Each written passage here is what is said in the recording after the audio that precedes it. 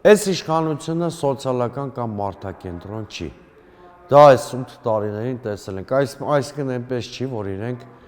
անդադ մտածել են կյանքի որակը բարելավելու մասին մարդկանց կամ մտածել են սոցիալական արդարության մասին կամ նրանց ուզել է տասնյակ 100 հազարավոր մարդկանց սոցիալական կարիքները։ Մի հասարակ օրինակ բերեմ։ Ընդամենը 3 թե 4 օր առաջ այդ ուրախ ավտոբուսը իշխանության, որը իրականում հիշեցնում է խրախճանք ժանտախտից առաջ, այդ ուրախ ավտոբուսը հանգրվանել էր Մարալիկի Ձորակապ գյուղում։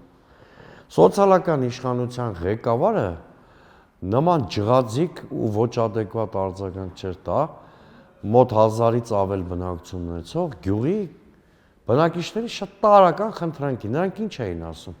Ասում էին տրանսպորտ չկա մեր գյուղում, մի հատ մանկապարտեզ սարքեք, որը եսի ինչ շատ ֆանտաստիկ գումարների հարցել չի։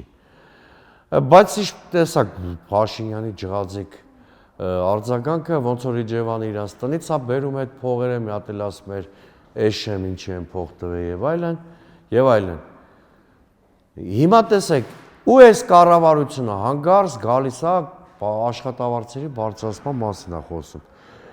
Մի վարչապետ, որ ընդամենը 2 ամիս առաջ ասում էր թոշակառուները չեն իմանալու 10400 դրամը որտեղ ծախսեն, հետո պարզվեց թոշակառուների աշխատավարձը բարձրացում, ընդ որում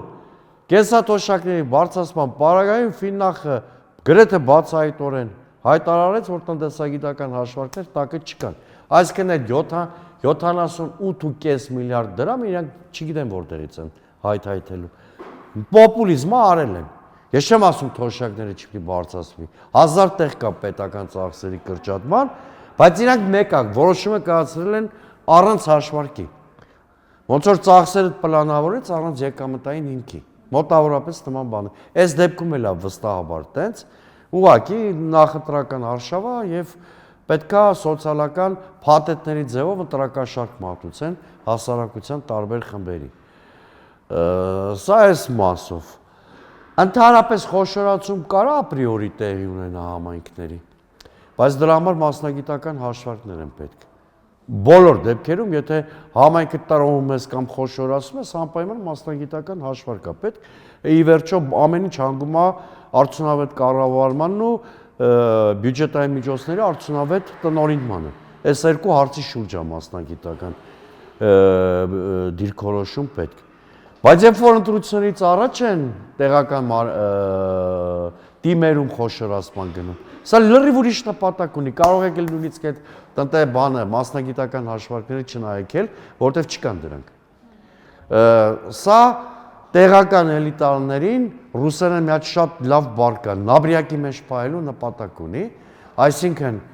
հիմա պարզ է չէ, որ խոշորանում է նոր ընտրություններ են լինելու, պարզ է չէ, որ նոր ընտրություններում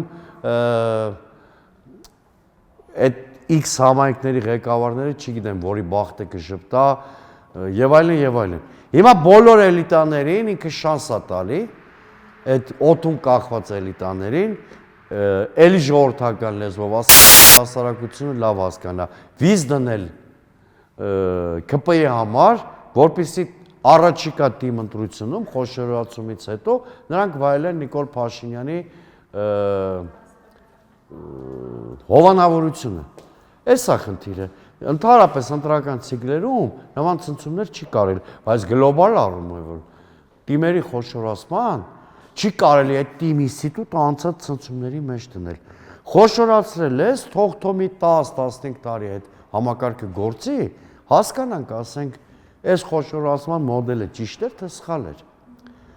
Խոշորացումը ինքնին վատ բան չի, բայց դա չպետք է արվի ինստիտուցիոնալ անկայունության գնով եւ դա չպետք է նախորդի ընտրական ցիկլին։ Այս երկուսը շատ վտանգավոր են եւ ընդհանրապես այդ արդյունավետ կառավարման ու միջոցների օպտիմալ տնօրինման սկզբունքները դնում են կասկածի տակ։ Ես քանի որ թիմերին շատ ակտիվ մասնակցող կուսակցության ղեկավար եմ, թիմերը իրենց բյուջեների կառուցվածքը, տեղական կառավարման առանձնահատկությունները շատ լավ են պատկերացնում, որովհետև շատ օպերատիվ կապի մեջ եմ,